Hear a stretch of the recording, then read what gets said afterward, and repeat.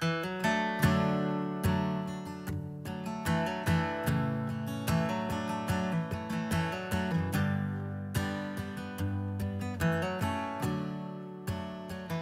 on holy ground, right where we are. We're on holy ground, under these shining stars. We're on holy ground, when we reach for each other with our hearts. We're on holy ground. If life is a journey between birth and death, then every step we take matters with every breath. And each path we follow leads us somewhere, or to someone to walk beside. We're on holy ground, right where we are.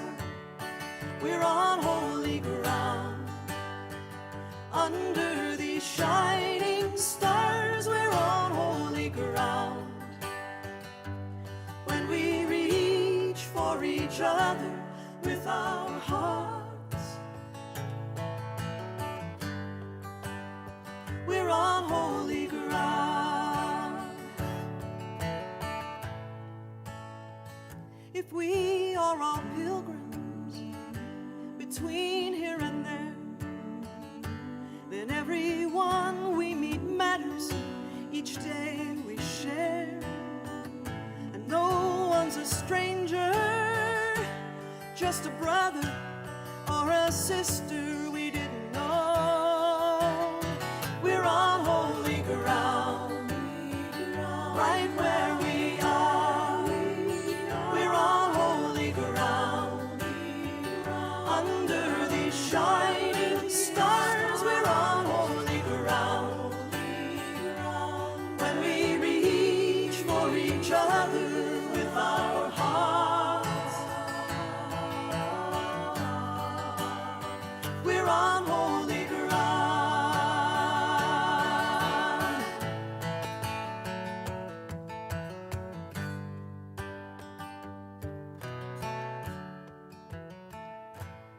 If there is a heaven beyond earth and sky,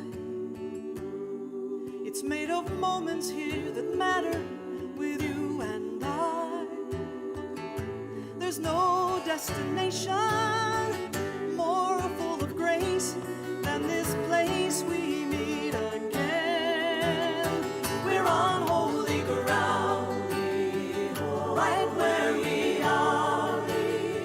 We're on holy ground, under these shining stars. We're on holy ground, when we reach for each other with our hearts. We're on holy ground, right where we are. We're on holy ground, under these shining stars. We're on holy ground, when we reach for each other with our hearts. We're on holy ground.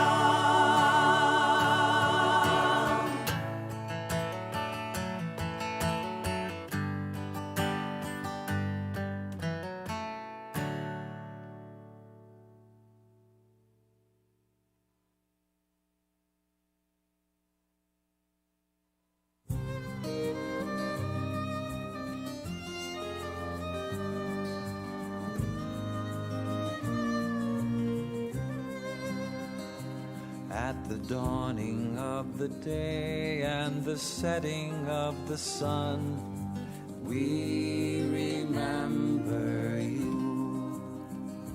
As we break bread at the table after all our work is done, we remember you.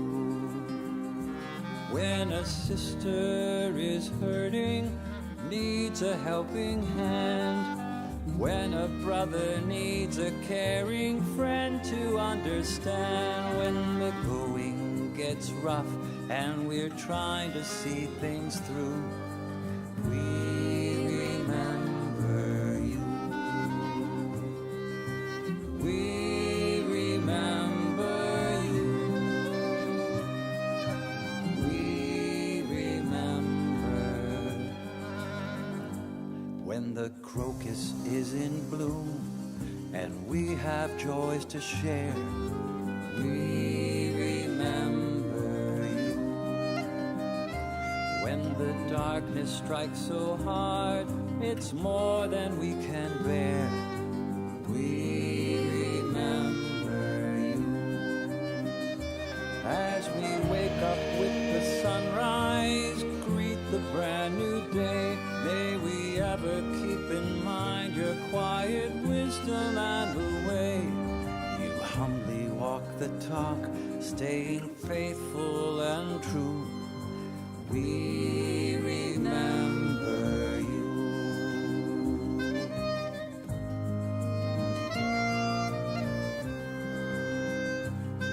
Your dying leaves a gaping hole deep within our aching soul. Some days I wander around without a clue. I don't claim to understand, I don't see it as God's plan, how lightning sometimes strikes out of the blue.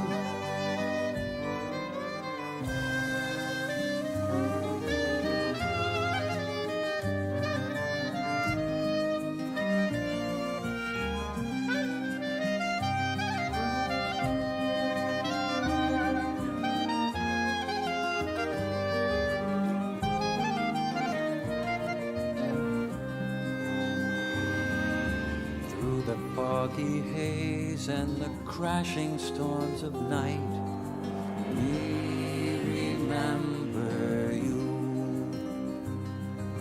Sowing seeds in springtime when the sky is glistening bright, we remember you. May the grandeur of the star fields always take my breath away, like you on the potter's wheel, may I let myself be clay, being born and dying from the old into the new. We remember you, still trusting in the one who is making all things new. We remember you. We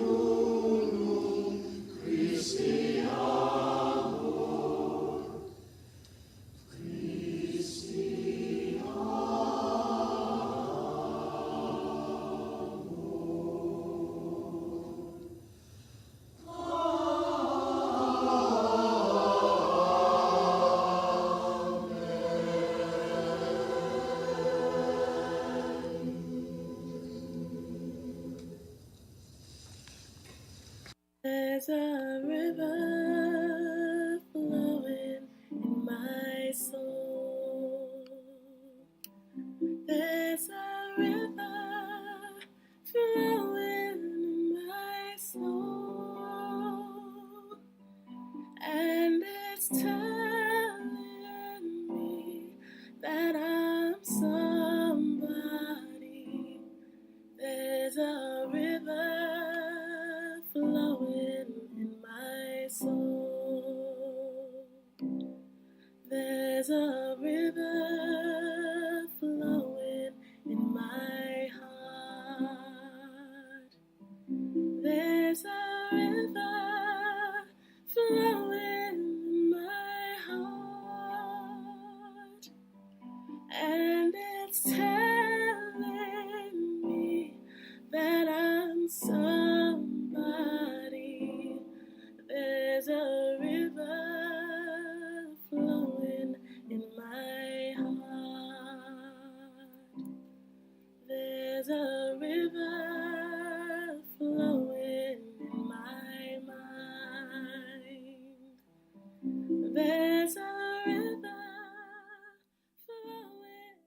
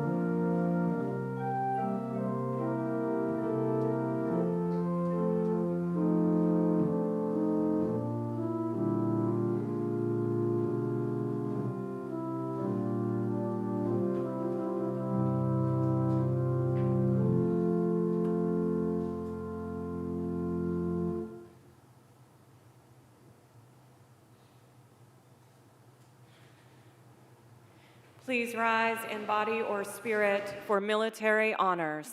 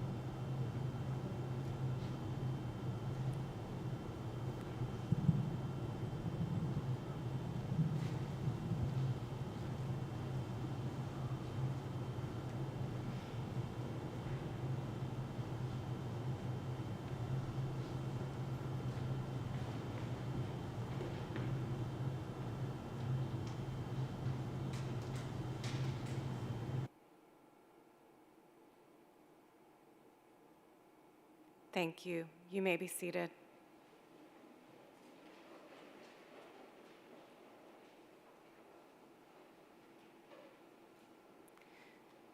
Good morning and welcome to Cedar Lane Unitarian Universalist Church in person and online.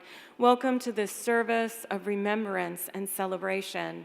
I'm the Reverend Katie Romano Griffin, one of the ministers serving this religious community, and I want to thank you for joining us to celebrate the life and legacy of Andy Levchenko. We're gathered here today because the curtain of death has fallen between us and one we love, Andy Levchenko. When someone we love dies, especially in this case after a long and fulfilling life, family and friends gather with sorrow as well as with gratitude in their hearts. We come in sorrow, confronting the fact that life ends. This is the condition of our birth, that the end of the road, it comes for all of us. Death always stands in our lifespan. All the generations have to bear this heavy truth, and all of our knowing, it doesn't make it any easier when those final farewells come. There's always this loss that we somehow feel so very unprepared for. And yet, we also gather with gratitude for having known Andy, for being touched by his love and his wit and his intelligence, his humor, his wisdom, his firm handshakes, for the privilege of having been on life's journey with him. How true are the words of the poet Khalil Gibran? When you are sorrowful, look again in your heart, and you shall see in truth you are weeping for that which has been your delight. While death has brought us together, life has gathered us too. Life channeled through Andy's life. And love, life's greatest expression, which survives even death, has gathered us to remember Andy, to mourn his passing, to celebrate his life, and to express gratitude and thanksgiving for the many different ways in which he touched our lives. We can never hope to speak to all of the aspects and achievements of Andy's life today, but what we will share will deepen and enrich our understanding of him as a person. And in doing so, we celebrate that rich life he lived, the loves he cherished, the joy he created, and the commitment to service that he exemplified in his life. In this way, we hope to inspire each one of us to do the same. Our best gift to one another today and our best tribute to Andy, both now and in the future, is to hold him in our hearts and our memories as completely as possible. And through our memories, our shared stories and love, may we give him back to one another again and again. So let us invoke the spirit of life and love in which we live, move, and have our being to be with us in this hour as we give thanks for all that is the life of Andy Levchenko. In our Unitarian Universalist faith tradition, it is customary to open our time together with the lighting of the chalice. And as Justin and Nick come forward to present the chalice to Margaret, know that this flame we light is an ancient symbol of transformation, and the chalice that holds it is a symbol of community and service. We invite you to rise in body or spirit as we light the chalice together. With these words by Christine Robinson. In our time of grief, we light the flame of sharing, the flame of ongoing life and love that endures beyond death. In this time when we search for understanding and serenity in the face of loss, we light this sign of our quest for truth, meaning, and community.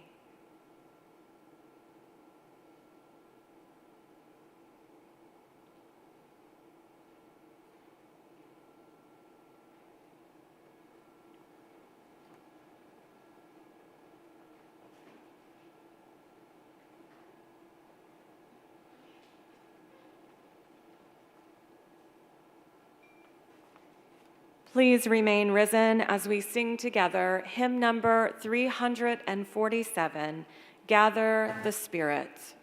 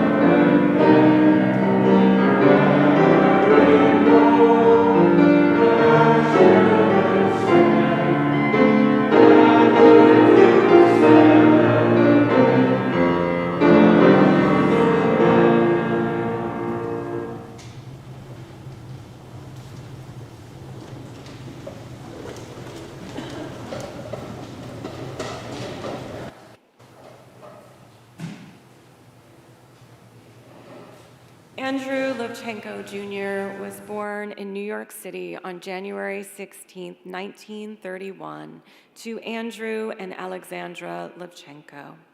He attended NYU for his undergraduate studies and Columbia University, where he earned a master's in Russian studies.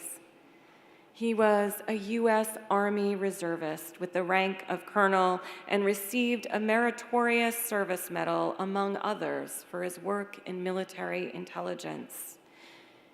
He was the recipient of the CIA's Central Intelligence Medal of Honor in honor of his exemplary 34-year service to our country, both here and abroad. But one of Andy's greatest achievements was marrying the love of his life, Margaret Moore Levchenko, and creating the beloved family that survives him. Together, he and Margaret traveled, raised their amazing family. They played tennis. He read biographies and embraced his love of collecting bayonets. Some of you have seen that collection. He even served as the treasurer for the Potomac Arms Collectors Association. At Cedar Lane, Andy and Margaret have been dedicated members since the early 1960s, sharing time, talent, and gifts in a variety of ways to support the many ministries here and in the community at large. I knew Andy through the Alliance and the Aging Group. He was so sharp, so wise, so witty, and had this incredible, quiet strength. May we call on that strength now as we remember him and hold in our hearts his family, many of whom will speak today. And let us especially hold Margaret, his beautiful wife of 65 years who survives him, as we also hold the many friends and colleagues that he loved, mentored, joked with, and challenged to be better people.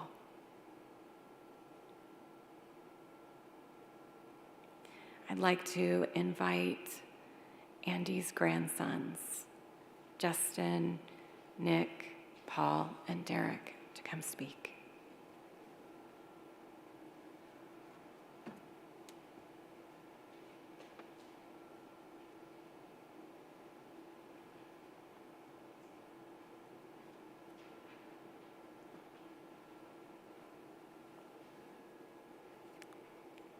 My grandpa was an awesome guy. One time when I was a kid, my grandpa and I built like a literal wooden treasure chest from a kid I had. I still have the chest today. It's in my room. Whenever I look at the chest now, I always think of him. Another thing I've always remembered about grandpa is that even up until the last months of his life, his handshake was always very strong. Always. Finally, I'll always remember his love of aviation. So we would sometimes discuss the interesting, albeit highly impractical, designs of early experimental aircraft. You ever seen a plane with 25 wings on it? You know what I'm talking about. In conclusion, I always remember the good times and shared interests we had. And I bet anything that my grandpa still loves airplanes even as a spirit. Thank you.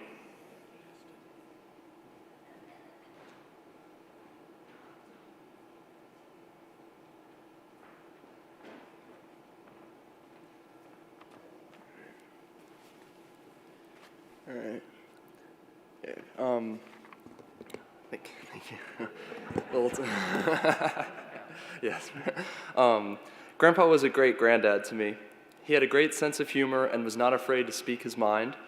I remember one time when he and Grandma were staying over at our house to watch us, and when I was in elementary school, and we had a small bowl of applesauce on the table for everyone to eat, and I thought it was just for me, so I ate all of it. And I recall him realizing it was gone on the table and yelling, "What happened to the applesauce?" I'll never forget that. I also recall a similar time during a family vacation in Martha's Vineyard with some of my family here today in the summer of 2016, when he asked for oatmeal for breakfast and eventually yelled to Grandma, "Margaret, where's my oatmeal?" He may have served in the Army, but he was a very sweet guy. I still have the collection of planes and tanks he would give me every time he visited when I was a kid in the basement. I was always very excited every time to see him, to see what new plane am I going to get today. And another thing I definitely will not forget, as Justin mentioned, was the handshakes. He had the tightest grip of anyone I knew, and he would help me form a stronger grip as a person when I shake anyone's hand. And every time I would do it, he would just tell me, "You got to put more into it." He was like, "That's all you got?" See, Grandpa was just such a great person, such a great granddad, and I'll never forget him, and I love him.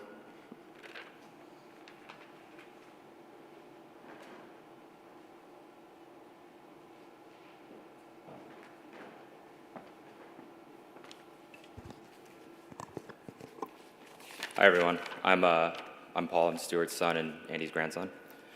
I've got no shortage of fond memories from my childhood, spending holidays and summers in Silver Spring with our grandparents. I remember my grandfather putting on classics like Ben-Hur, The Longest Day, Zulu, and I actually think that's where I watched The Wizard of Oz for the first time. I remember scanning through my grandfather's massive bayonet collection in the basement, which spanned from at least the pre-Revolutionary War period all the way up until now. I even remember moving part of that collection off of it and setting up the ping pong table down there and playing against Derek here. I think if you know what the basement looked like, that probably wasn't exactly safe to do. However, what I remember most about my grandfather is talking about our family history. Not only did it capture me to hear where I came from, but it also fascinated me to learn about different countries and people far removed from where I was in California. My grandfather explained to me how what was happening over a century ago set things in motion for me to be standing here today. And for some reason, that stuck. Throughout my time in school and after it, history was my favorite subject to study. It's a passion of mine, and it's something that's in my life every day. And I think this all comes from those summers and holidays I spent in Silver Spring. I will dearly miss my grandpa, but every day I'll also remember him and be thankful for what he passed along to me. Hi, so I'm Paul's brother, Derek, and also Stuart's son. And same as with Paul, Grandpa passed down his enthusiasm for history to me. I remember him taking us to the Smithsonian and the International Spy Museum when we were younger and having a blast. We liked learning about history so much that actually back when we had cable, Paul and I spent a lot of time watching the History Channel together, learning about the Romans and Cold War and anything in between. I also loved watching all those old history movies Paul mentioned, but funny enough, out of all the movies he showed us, my favorite movie was The Blues Brothers. I didn't get to spend a lot of time with him as an adult, but I did get to spend a lot of the holidays with him as a kid. And I think my favorite memory of him is actually during a game of Uno. It was his turn, and the person next to him had one card left. Grandpa had a draw four, but actually chose to draw from the deck instead. When he got called out for not playing the draw four, his grumpy response was, "I'll play it when I damn well please." Yeah, I love him, and I miss him more than ever, but I'll always remember him as that funny, quirky, and semi-eccentric grandpa from my childhood.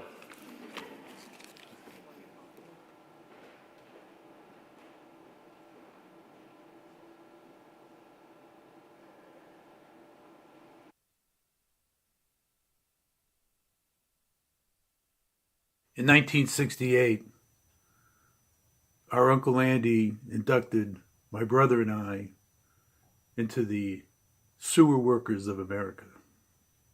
We were playing ball in front of his house when the ball rolled into the storm drain. Andy knew someone had to go in after it, and he knew it wasn't going to be him. So he inducted us into the sewer workers to make sure we would go in there with gusto. He had a great sense of humor. He was a really fun person. Really loved being with him. And our trip to Washington, D.C., I remember it 50 years later.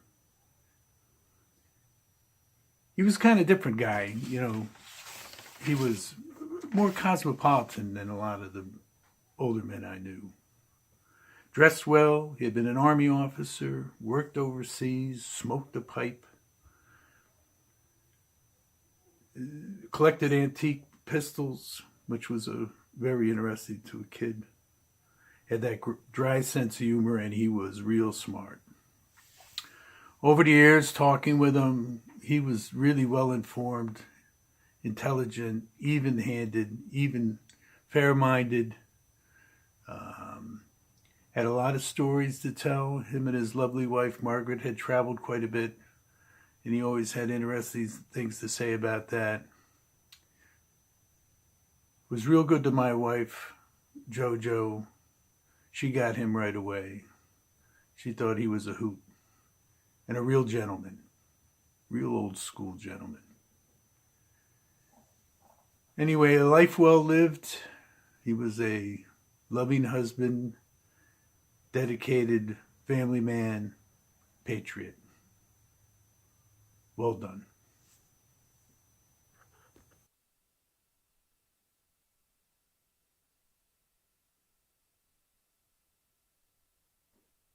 Hello, my name's Rick Moore. Andy Levchenko was my uncle. He was my favorite uncle. I knew him for 69 years. Andy, he was smart, he was funny, he was engaged, he was optimistic, he was curious, he was compassionate, and he was a bit eccentric. I'll just say one word, bayonets. Andy didn't like small talk, he didn't like chit chat. Andy liked real conversation. At family gatherings, as the evening would be winding down, you'd find Andy in the kitchen getting into a serious conversation. He particularly liked to talk to young ones. And I remember very fondly in my college years, long conversations with Andy, mostly in his kitchen, about Vietnam, Nixon, Watergate, the environment, civil rights. As the years went by and I got older, these conversations tended to be about my family, about my work. And Andy loved to hear about our adventures in the larger world. He wanted to know what we experienced, what we thought. He was curious about life. He was curious about people. It's always a pleasure to talk to. I'm really going to miss these talks, and can't join you today, which I regret. But I want you to know that I'm going to be sitting in my kitchen, drinking a de-alcoholized beer, Andy's beverage of choice in his later years, and thinking about Andy.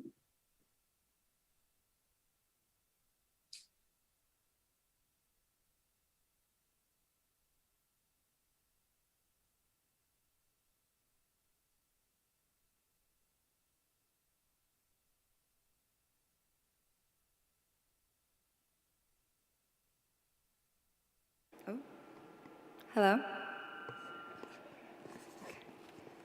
Hello, everyone. I'm going to read a poem. It's called They Are Not Dead, and I just thought it was really beautiful, and I wanted to share it. They are not dead who leave us this great heritage of remembered joy. They still live in our hearts, in the happiness we knew, and the dreams we shared. They still breathe in the lingering fragrance wind-blown from their favorite flowers. They still smile in the moonlight silver and laugh in the sunlight sparkling gold. They still speak in the echoes of words we've heard them say again and again. They still move in the rhythm of waving grasses and the dance of the tossing branches. They are not dead. Their memory is warm in our hearts, comfort in our sorrow. They are not apart from us, but a part of us, for love is eternal, and those we love shall be with us throughout all eternity. Thank you.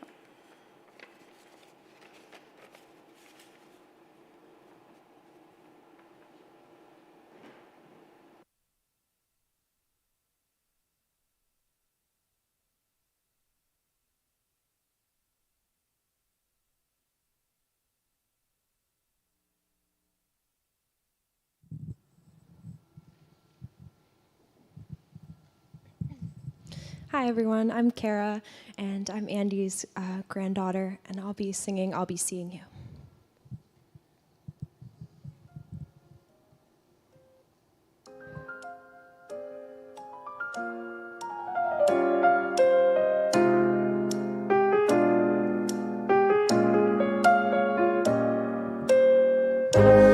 I'll be seeing you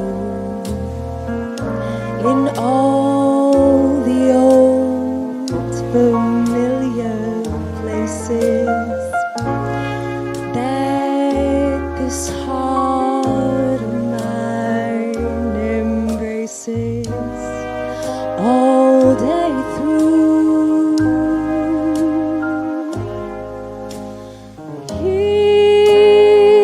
In that small cafe, the park across the way, the children's carousel, the chestnut tree, the wishing well. I'll be seeing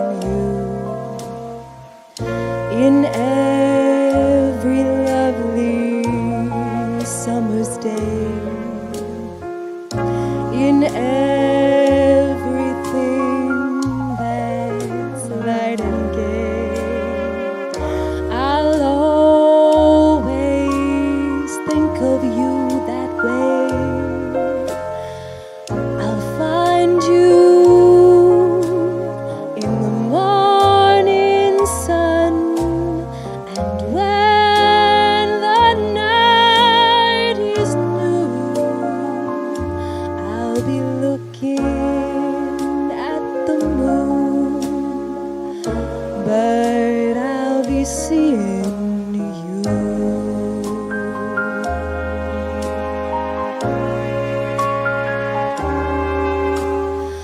I'll be seeing you in every lovely summer's day, in everything that is light and gay. I'll always think of you that way. I'll find you in the morning sun, and when the night is new, I'll be looking at the moon, but I'll be seeing you.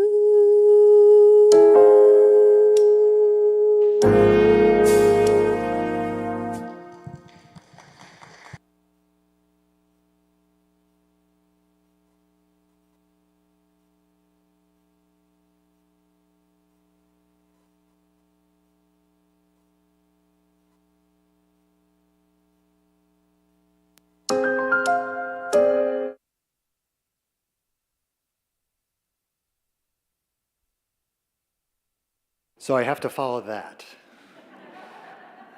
Thanks, Kara. Wow, this is a good crowd today. I think my dad would be suitably impressed. I think he would. To you and the millions watching at home, thanks for coming to celebrate my dad. Also, on behalf of our family, I want to thank the church, Ministers Abi and Katie, and the tech staff and the Alliance volunteers for hosting this service and reception. Cedar Lane Church has been a part of my parents' lives, as you've heard, going back to the 60s. It literally took a pandemic to stop them from coming here every week. Cedar Lane Church also has a special place in my heart, since I grew up in the Sunday school at this church. Nick and I were married right about there in this sanctuary, and our 3 children grew up here as well. In writing a few reflections, I wanted to provide a window into who Dad was, at least from my perspective, little moments rather than life-changing ones that have stuck in my mind. My memories of Dad start a little later than my older brothers, of course, when the family was settled in at our Pliers Mill Road home in Kensington, just a few miles away. The home itself is the source of many of these memories. For instance, besides his world-class bayonet collection, which many of you have heard about, Dad had this amazing and mysterious workshop in the back room of our basement. A couple of my friends here today might remember that basement. He had every kind of tool, as well as a huge collection of nuts and bolts and screws for every possible use. He even had a vise that I believed he inherited from his father, and which I now have in my house. He loved to reuse household items like the tops of bottles, for instance, to hold paint when he was doing touch-up on the wall. As a young kid, I saw the workshop as a place of wonders where broken things went in and fixed things came out. My dad could fix anything. I don't remember a contractor coming to our house. I remember when my cousin, Mike Pierce, was living with us for a time in the late 70s when he moved to the DC area looking for work. Mike was there at the opportune time when my dad decided to build a 6-foot fence in the backyard. Mike, along with my brother Phil, were drafted into helping dig post holes into what appeared to be solid rock. They ended up building an amazing fence and it was still up the last time I drove by the house. I also remember when Dad was showing me how to cut the grass. This is probably late 70s, early 80s. We're moving the lawnmower from the backyard shed toward the front of the house along a brick walkway with wood trim, when all of a sudden, out of nowhere, he started dancing wildly and ran away. This was out of character for him. Then I felt the first of 5 stings I would get on my upper leg, yellow jackets. The lawnmower had bumped the wood trim and disturbed a nest of yellow jackets. Another story I recall quite well, when I joined the Boy Scouts in 6th grade, I did so mainly because my friend Mark, who's here today, was in the troop. But Dad was very pleased. He had been a scout himself. I don't know if you saw the slideshow earlier. There's a picture of him in his old scout uniform. He went on many camping trips with the troop. At the time, he was younger than I am now speaking today. But I remember that he didn't really own any casual clothes you might wear for camping. He never owned a pair of jeans, as far as I know. I guess jeans became popular after he grew up, and he never got on that bandwagon. However, he was in the Army Reserve. He trained every month. He went away a couple weeks every year to exotic places like Alaska and the Panama Canal, and he had plenty of Army fatigues. So on one of my first camping trips, a hike in the Shenandoah Mountains, he wore his fatigues, his full fatigues, and his combat boots. I thought that was pretty cool.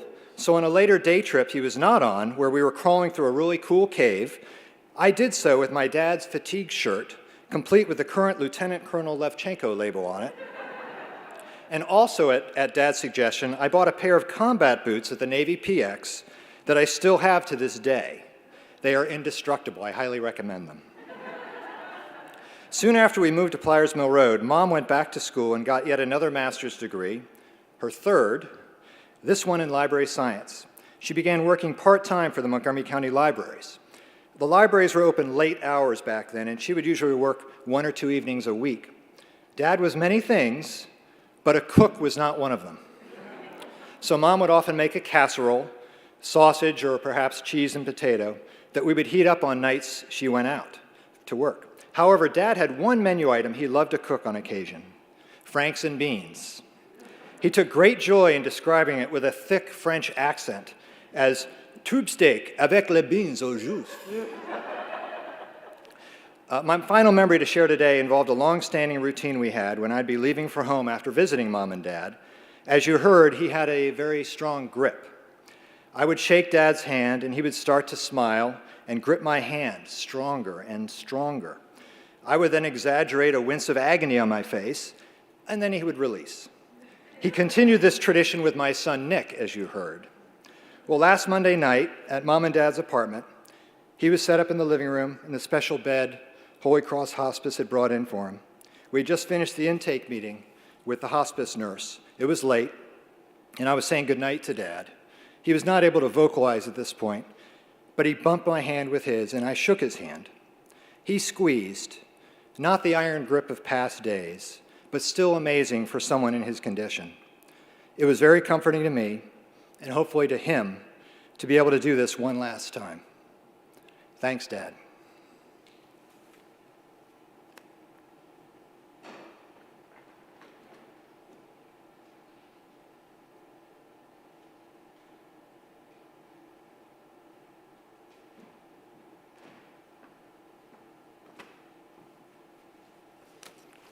Hi, everyone. I'm Stuart, Andy's second-born son, and also father of Paul and Derek.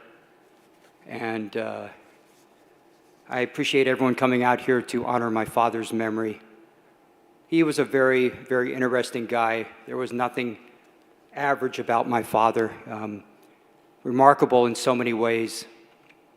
And it's so sad to lose him. An officer and a dad. My father died March 29th at the age of 91, and he lived a long, happy life with the love of his life, my mom, Margaret Moore. He adored her from the moment he met her in class at Columbia University in 1955 and asked her out for a cup of coffee. 3 weeks later, he asked her to marry him. That must have been some coffee, huh? they spent the last 67 years of their life together and in love. Due to the fact that my dad was Russian and 100% fluent and an Ivy Leaguer, and it was the Cold War with the Soviet Union, well, the CIA could not resist. They just had to have him. The agency recruited Dad to join their ranks and spy on the wicked Soviets. Then Dad was drafted by the military and spent 2 full years in the US Army and 30 more plus in the Army Reserve, serving our nation with honor and obtaining the high rank of colonel.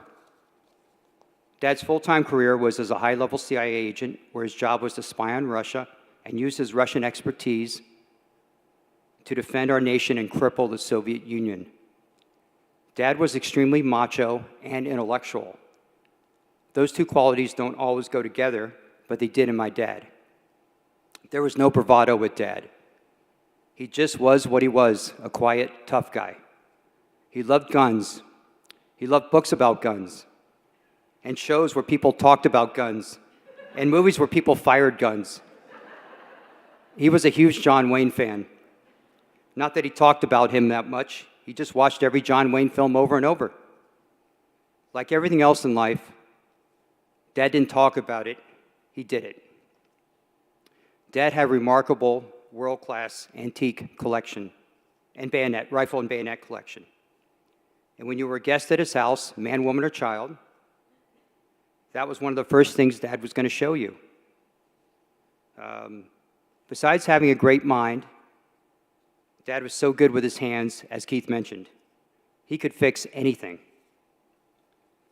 In the winter of '78 or 1979, my rambunctious childhood friend, the late Steve Burke, and I were throwing snowballs after a huge snowstorm. And we inadvertently broke a lower side panel window of a neighbor's house. Dad made us apologize to him for our transgression and went over and fixed the window himself. He didn't call a contractor, he just did it himself, whole new window, just like that. Like Keith said, he could fix anything. Dad was also a great intellectual. He loved to learn and could thoughtfully discuss in great depth any subject he found interesting, and was a voracious lifetime reader. It was this duality that enabled Dad to be an enthusiastic supporter of politicians as diverse as Reagan and Obama. Dad became a big supporter of Barack Obama, strongly attracted by Obama's thoughtful, intellectual personality. Dad's wardrobe, oh my. My dad wore more sweaters than anyone ever. He wore thick wool sweaters on top of thick wool sweaters at the same time. Let me see. It didn't seem to matter what time of season it was, if it was 20 degrees or 60 degrees outside. Inside the house, this is how Dad dressed every day. He also loved his fedora hats and his pipe. Dad inadvertently got me into a life of tennis by his example. In 1970, when we were living in the Soviet Union, Soviet Union, give me a break. In 1970, when we were living on Okinawa, where Dad was monitoring Soviet activities in Vietnam for the CIA from Kadena Air Force Base, he and Mom got caught up in the burgeoning tennis boom and started playing on the island. My older brother Phil followed suit, and then I did back in the States in 1973. Thanks, Dad. You know, tennis career of mine has worked out pretty well. Dad was quite the prankster.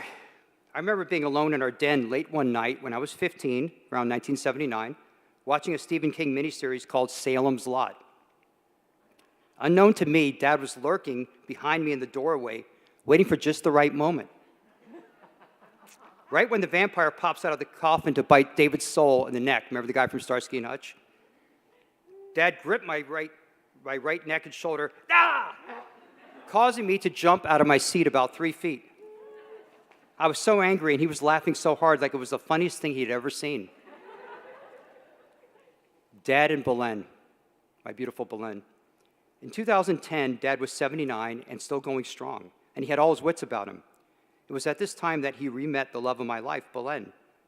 Dad had met Belen briefly way back in 1982 when I took Belen to my high school senior prom. Belen and I had not seen each other since 1985, and we were just starting to date on this early October day in 2010 after reconnecting on Facebook, after 25 years apart. As soon as Belen walked into the house on Hathaway Court, Dad's face lit up, and he had a look of joy in his face that I'll never forget. Dad knew instantaneously that she was the one for me, the love of my life. Dad really loved us as a couple.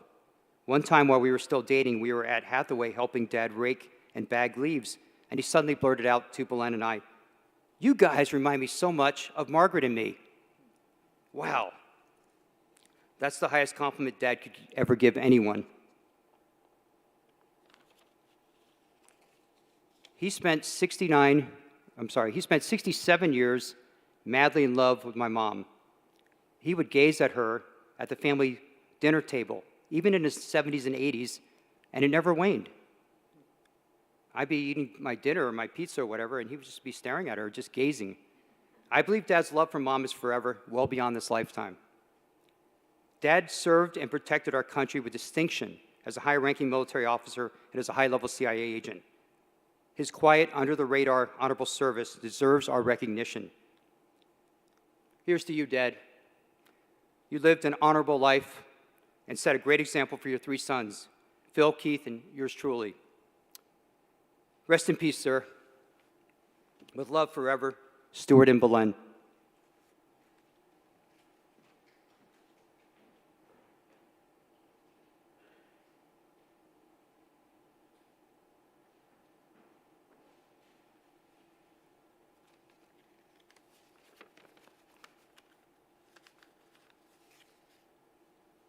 Good morning. I'm Phil, Stuart and Keith's older brother, and many of you know my spouse, Stacy Dodonna, and our son, Justin. Thank you all for coming this morning. My dad never ran a road race, but he was a marathon man. He picked a few things to do, and he stuck to them. He was focused, he had persistence, and he had great staying power. He was with the CIA for decades, not years, 34 years. He was with the U.S. Army Reserve for 31 years, making full colonel. No easy feat, only 2% do it. He collected bayonets for decades. He played tennis for decades. But most of all, he met my mom when they were in grad school at Columbia University, and he and my mom were married for 65 years and had a wonderful, happy, and long marriage. My dad lasted 91 years because of my mom. The last few years were difficult for him, but he loved her so deeply. And many of you know my mom. You know what a wonderful person she is, what a devoted public servant she was with Montgomery County as a librarian for decades. There's a theme here. We don't tend to do things for a short period of time in this family. Perhaps the greatest measure of love, certainly one of the greatest measures of love that my dad showed for my mom was to agree to take disco dancing lessons. He mastered everything else, and perhaps it's not so sad that he didn't master that. We would see them dancing to Sister Sledge's We Are Family in the living room, and you'll see the album in the room next door. Sadly, despite fervent efforts, no home movies could be found of those efforts. I'm grateful that my father taught me chess when I was 5, encouraged me and introduced me to tennis when I was 11. I'm glad that he had a former Vietnamese tennis champion give me tennis lessons at an early age, and I still play. He supported, although he didn't believe in child labor, he helped me get a job at 11, and I continued to deliver newspapers for many years. And he supported my many political campaigns, endless stuffing parties, countless yard signs, many, many doors delivered, and he just kept at it. And that was true love as well. He emphasized frugality, he emphasized persistence, he emphasized integrity, and I'm grateful that he taught me how to be a good person. That's the thing I'm most grateful for. He was a model of professionalism. My dad lived a full, long, and very happy life. He had remarkable focus, persistence, and staying power. He was a marathon man who finished the course.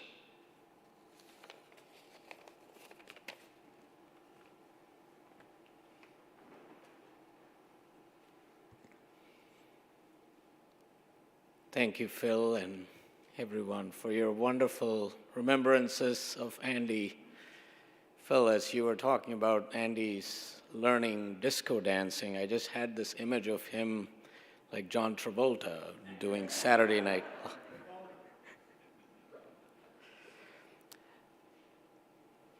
One of the things we've heard is Andy's wonderful sense of humor. And not only did he have a wonderful sense of humor, he also appreciated a good joke. Actually, he even appreciated bad jokes and bad puns, especially coming from their ministers, and was actually quite accepting and kind. Even when he couldn't hear the punchline, he would still laugh, and then come back later and then ask me to repeat the joke. So, to honor that, here's a joke.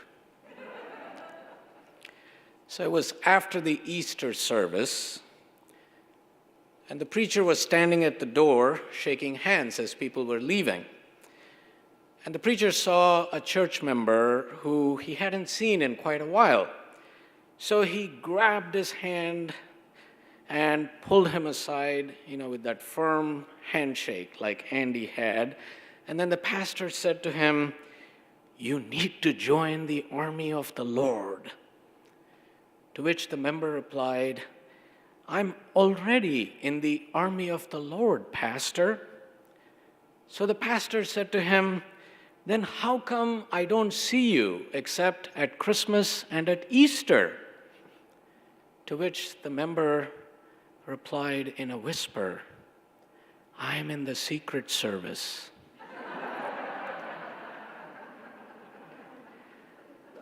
Now, this joke wouldn't apply to Andy Levchenko. Though he was in the Secret Service, he and Margaret attended church almost every Sunday, without fail. Devoted, staunch members who showed up to their spiritual home and supported it generously over the years with their time, their talent, and their substance. We honor Andy Levchenko. So I invite us now to join our hearts and minds and spirits in an opening, receiving prayer and meditation. Nameless one of many names, Spirit of life and love, ultimate mystery, who welcomes each of us into that sweet and final hour. We come together to pray as mourners of death and celebrants of life. We pray comfort for the hearts of those of us who knew and loved Andy Levchenko, especially his family, his beloved wife, Margaret, their sons, and their families, knowing that the fire of his memory will inspire us to do good and just work in the world. O sweet mystery, we pray hope that we will always seek new and creative ways to honor the legacies of confidence, intelligence, courage, tenacity, perseverance, faithfulness, and love left on this plane by our beloved and blessed ancestor, Andy. And in community, we pray gratitude. Gratitude for the long and precious life of Andrew Levchenko, son, brother, husband, father, uncle, colleague, and friend. In gratitude, we celebrate our memories of Andy, memories of a life well lived. May these, our memories, ease the pain of loss and bring us joy, laughter, and assurance that death reminds us of the goodness of life and the sweetness of our love for each other. To this we pray. Blessed be the life and legacy of Andy Levchenko. In the name of all that is holy and life-affirming and life-sustaining, we say, Amen.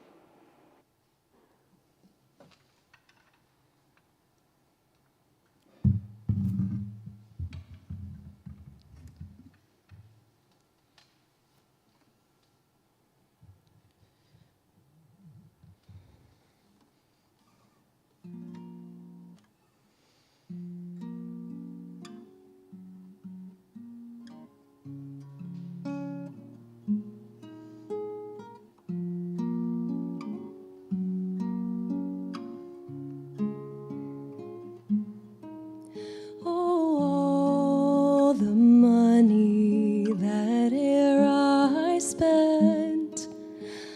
spent it in good company, and all the harm that e'er I've done, alas, it was to none but me. And all I've done for want of wit to memory now I can't recall. So fill to me the parting glass. Good night and joy be with you all.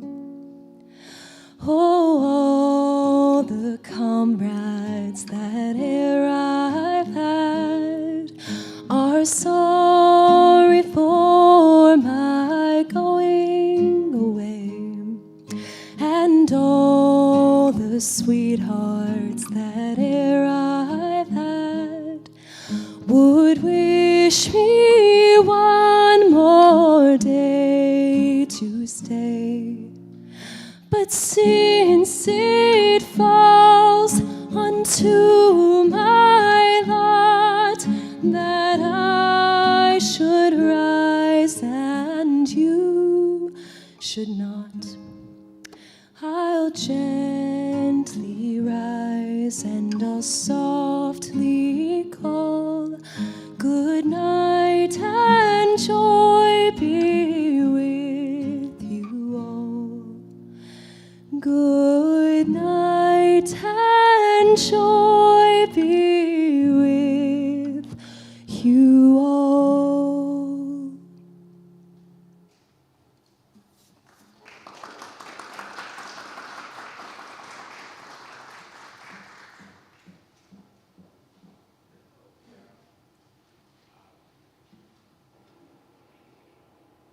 Thank you. Thank you.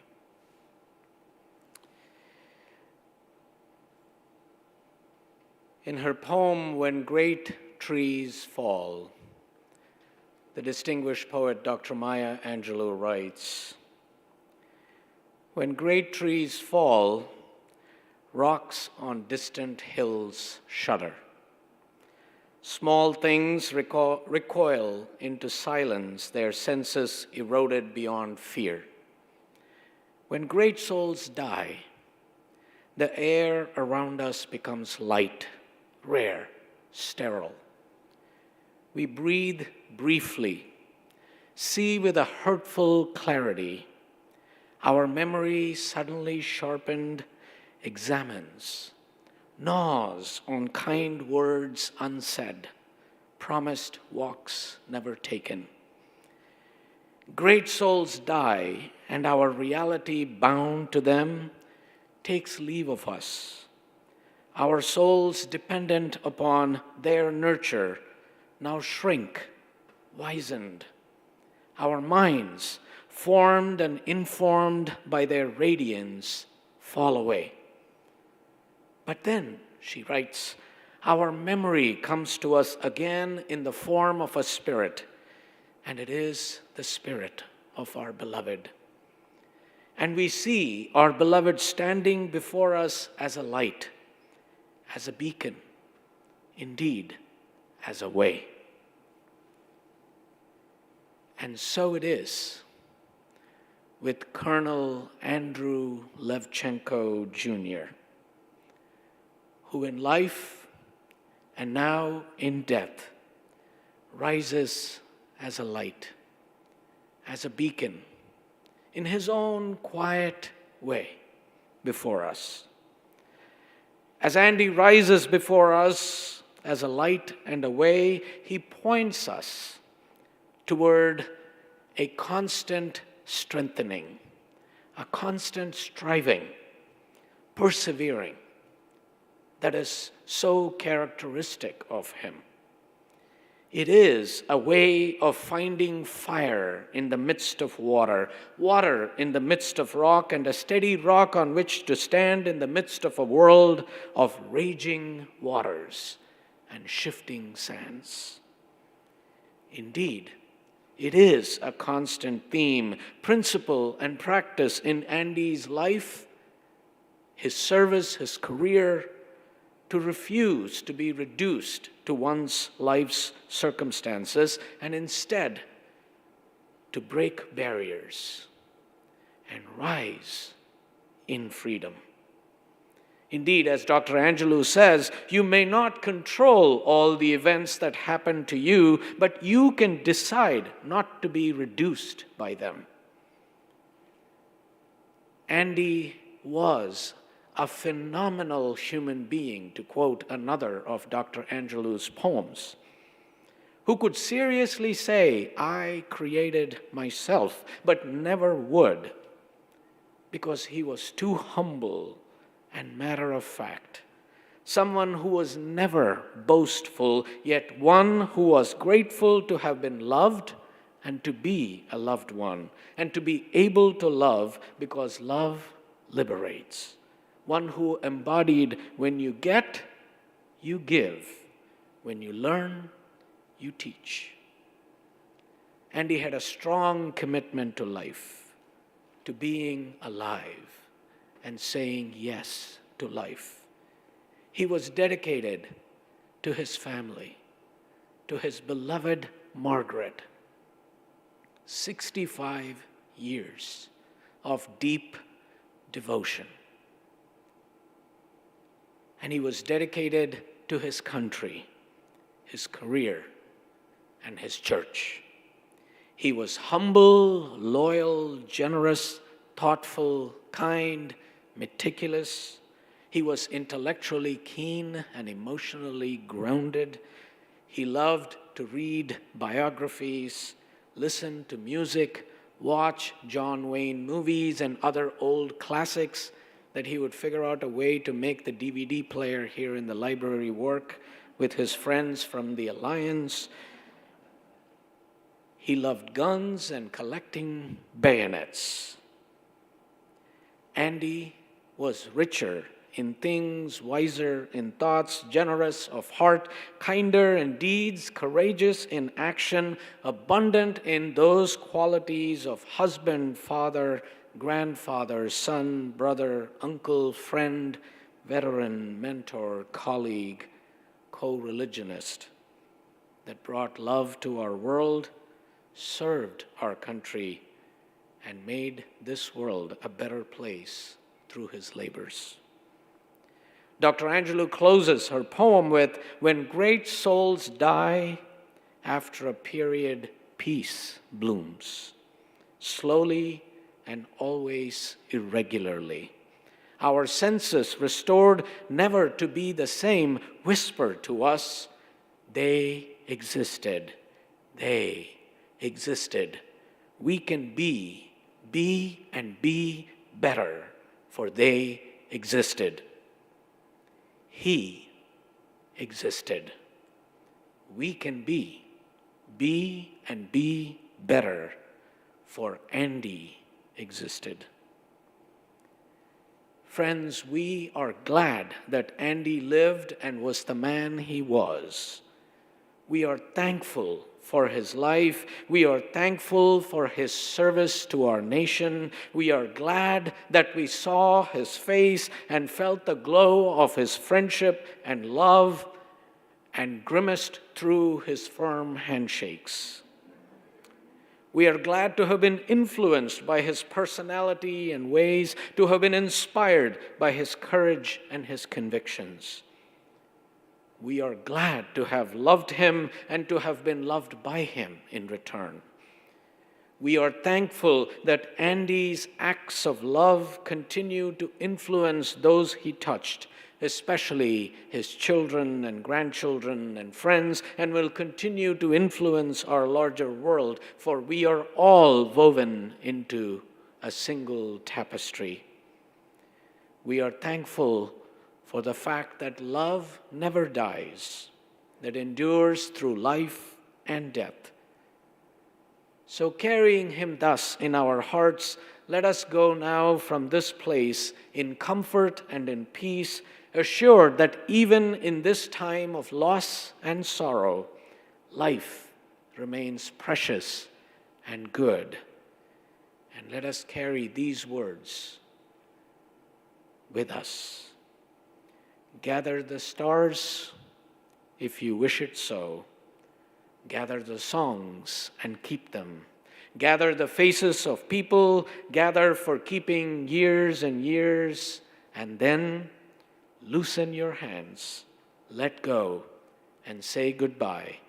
Let the stars and songs go, let the faces and years go. Loosen your hands and say goodbye. With respect, we say farewell to Andy Levchenko. In love, we will remember him forever. So may it be. Amen. After the postlude, the family invites you to join them for a reception in the lounge, which is to the other side of the building, and where you'll have an opportunity to meet and greet the family, as well as share more memories and stories of Andy. Thank you all for being here and for celebrating and honoring a life well lived.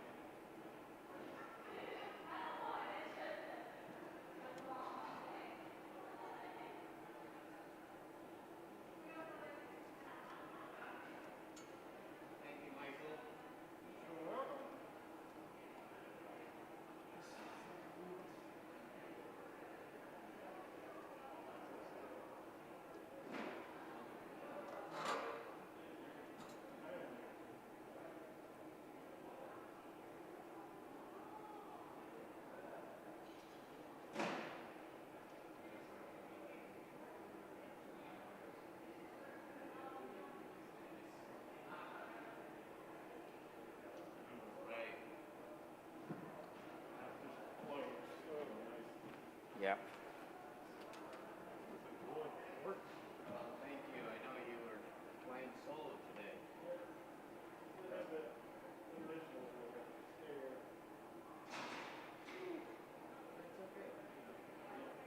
That's why we have it out, so people who missed it can watch it.